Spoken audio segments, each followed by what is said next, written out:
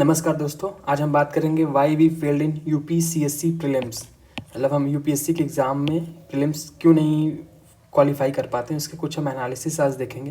तो पहली चीज़ हम देखेंगे कि जो अनसर्टेनिटी ऑफ पेपर पैटर्न, मतलब पेपर पैटर्न लगभग हम अगर देखें 2018 के बाद यूपीएससी अपने पेपर पैटर्न को लगातार मतलब बदल रहा है। मतलब कि कभी पहले क्या होता था कि आप हिस्ट्री पढ़ लिए, अरे पॉलिटी पढ़ लिए, तो ये कोर एरियाज़ होते थे, तो इनसे ही क्वेश्चंस मतलब आपके ज़्यादा होते थे। लेकिन अब क्या हो रहा है कि जैसे अब वो मिडाइवल हिस्ट्री को भी काफ़ी मतलब कुछ क्वेश्चंस पूछ लेता है। पिछले साल आप देखेंगे 2021 में इसने क्रिकेट से भी क्वेश्चन पूछ लिया था, मतलब एक तरीके से स्पोर्ट्स से, ठीक है। तो ये इसने स्पोर्ट्स से क्वेश्चन पूछा हुआ था। तो इससे क्या होता है कि मतलब बच्चों के अंदर मतलब एक होता है ना कि फिर एक मतलब फियर बैठ जाता है कि हम कहाँ से पढ़े, तो पढ़े कहाँ से।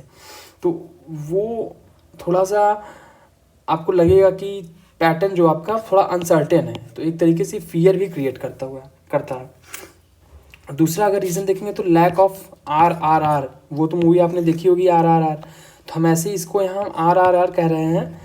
एक तरीके से इसका मतलब ये है रिवीजन रिवीजन रिवीजन। होता क्या है कि जब एग्ज़ाम के 2-3 महीने बचे होते हैं तो हम मतलब बहुत भागने लगते हैं। हम अपना जो कोर पार्ट है, कोर सब्जेक्ट्स हैं, मतलब आपके जो कोर सब्जेक्ट्स हैं history, polity, environment, economics, science and tech, geography, तो ये सब जो कोर सब्जेक्ट्स हैं ना, इनसे हम मतलब एक तरीके से होता क्या है कि फिर हम टेलीग्राम का भी यूज़ करने लगते हैं, यूट्यूब का भी यूज़ करने लगते हैं। तो लोग जो बताते हैं हम उसमें ही मतलब पढ़ जाते हैं। तो हमें जैसे इसका सोर्स हो गया, मान लीजिए स्पेक्ट्रम हिस्ट्री का, पॉलिटिकल लक्ष्मीकांत, इन्वायरमेंट में आप शंकर IAS भी पढ़ सकते हैं, या कोई भी कोचिंग नोट्स आप देख लीजिए जहाँ पे आपको सही लगे।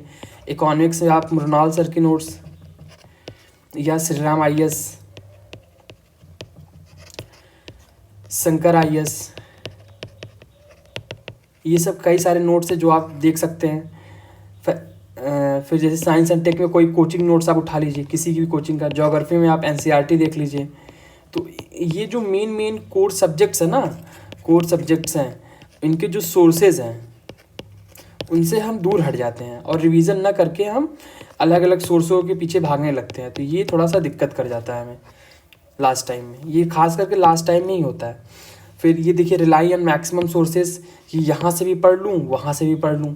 तो जब ये यहाँ से पढ़ लूँ यहाँ वहाँ से भी पढ़ लूँ वाली जिस आपकी मानसिकता बन जाती है, तो फिर आप मतलब रिवीजन कम हो पाता है, बस आप सोर्स पे ही भाग रहे होते हैं, ठीक है। फिर चौथा आपका क्या है, under estimation of previous year questions. एक तरीके से होली बुक, मतलब एक तरीके से समझ लीजिए कि ये आपका जो PYQ है ना, प्रीवियस ईयर क्वेश्चंस, आप इसको जितना बार देखेंगे, जितनी बार मतलब इसकी एनालिसिस करेंगे, उतनी बार आप पाएंगे कुछ न कुछ आप अलग चीज़ पाएंगे, ठीक है। लोग कहते हैं कि होता क्या है कि UPSC CSC में क्वेश्चन जल्दी रिपीट नहीं होते हैं, ठीक है। लेकिन होता क्या है कि वो जो क्वेश्चंस बनाते हैं वो कोर एरियाज़ जो होते हैं, कि आपको कहाँ किस सब्जेक्ट में ज़्यादा फोकस करना है, ठीक है। जैसे पॉलिटी हो गया, तो आपको पता है कि पॉलिटी में पार्लियामेंट से सबसे ज़्यादा क्वेश्चंस आएंगे, ठीक है। तो पार्लियामेंट पे आप ज़्यादा फोकस करेंगे। जैसे हिस्ट्री हो गया, तो हिस्ट्री में आपको पता है गांधी जी जो हैं ये सबसे फेवरेट पार्ट है इनका, तो आप इसको देखेंगे। एंशिएंट में अशोका एम्पायर, मौर्य एम्पायर जो हो गया। फिर आपको देखिए हड़प्पा साइट्स वगैरह जो है आपके, तो ये आपको मेजर एरियाज आपको पता चलेंगे कि हाँ कहाँ से UPSC ज़्यादा क्वेश्चंस पूछ रहा है, ठीक है। तो आपको कोर एरियाज पता रहेंगे तो आपको रिवीजन करने में भी थोड़ा आसान हो जाएगा और आपको बहुत बोरिंग भी महसूस नहीं होगा। पढ़ना आपको सब है, लेकिन आपको प्रायोरिटी वाइज पढ़ना होगा कि किस पे हम ट्रिपल स्टार प्रायोरिटी देंगे, किस पे हम कम प्रायोरिटी देंगे, फिर किससे उससे कम प्रायोरिटी देंगे। तो इससे आपको थोड़ा सा आइडिया मिलेगा और आपका समय भी बचेगा लास्ट टाइम में, ठीक है।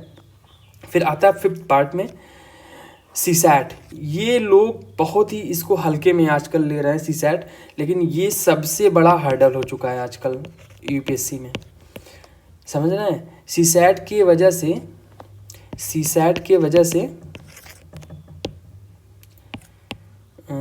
एक मिनट,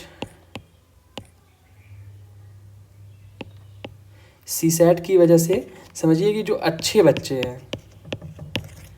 बच्चे जो आपके हैं वो बाहर हो जा रहे हैं। मतलब एक मान लीजिए आपका जीएस बहुत अच्छा है, ठीक है, लेकिन आप सीसैट में फेल हो गए, आपके जीएस में मान लीजिए कट ऑफ से 10 नंबर ज़्यादा आ रहा है, लेकिन आप सीसैट ही नहीं क्वालिफाई कर पाए 66 मार्क्स के साथ। तो इससे हो क्या रहा है कि आजकल जो कट ऑफ इतनी नीचे जा रहा है ना यूपीएससी का, सीसैट भी इसमें एक मेजर रोल प्ले कर रहा है, समझ रहे हैं। एक तरीके से एलिमिनेट कर रहा है बच्चों को। तो ये भी एक बहुत बड़ा हर्डल है, इसको भी आप मतलब अंडरएस्टिमेट नहीं कर सकते हैं। अगर आपने एक बार सीसैट को मजाक में लिया तो पूरा साल मजाक बना देता है, और जब सीसैट में आप फेल होते हैं ना तो बहुत ही ज़्यादा दुख होता है। तो इस चीज़ को आपको ध्यान देना है। और टू रिवाइज सिलेबस, देखिए आप आजकल क्या होता है कि मॉक्स को लेके मार्केट में कि आप मॉक लगा लीजिए, 50 मॉक्स लगा लीजिए, आपका क्लियर हो जाएगा सीधे प्रीलिम्स। तो ऐसा नहीं है कि आप 50 मॉक्स लगा लेंगे तो आपके प्रीलिम्स क्लियर हो जाएंगे। ऐसे में तो कोई भी फिर लगा लेगा मॉक्स। तो आपको ध्यान देने वाली क्या है बात है कि जो मॉक्स लगाते हुए पहले तो आपको अच्छे किसी कोचिंग से, मतलब कोचिंग की मॉक्स आपको लगाने हैं, और प्लस मॉक्स से आपको मतलब एक तरीके से जो रूल्स होते हैं कि हमें क्वेश्चन कैसे सॉल्व करना है वहाँ पे उन 2 घंटे 2 आवर्स में, उसको हमें प्रैक्टिस करना है। जस्ट लाइक एलिमिनेशन मेथड हो गया, सबसे मतलब टॉप क्लास का मेथड होता है कि पहले आप जो गलत वाले हैं उनको एलिमिनेट कर दीजिए, फिर जो सही है उस पर आप टिक कर दीजिए। तो ये सब चीज़ें आपको प्रैक्टिस करनी होती है। ये वो 2 आवर्स में आपके वहाँ पे नहीं होंगे, इनको आपको मॉक्स के थ्रू मतलब प्रैक्टिस करना पड़ेगा। आप जितना इसको प्रैक्टिस करेंगे ये आपको उतना ही वहाँ पे आसान लगेगा। और दूसरी चीज़ ये भी है कि आपका जो प्रेशर होता है ये उसको भी कम करता है, मिनिमाइज़ करता है, समझ रहे हैं। क्योंकि आप 2 घंटे पेपर बैठ के देते हैं तो आपको जो बैठने की प्रैक्टिस हो जाती है 2 घंटे की, ये भी बहुत इंपॉर्टेंट होता है।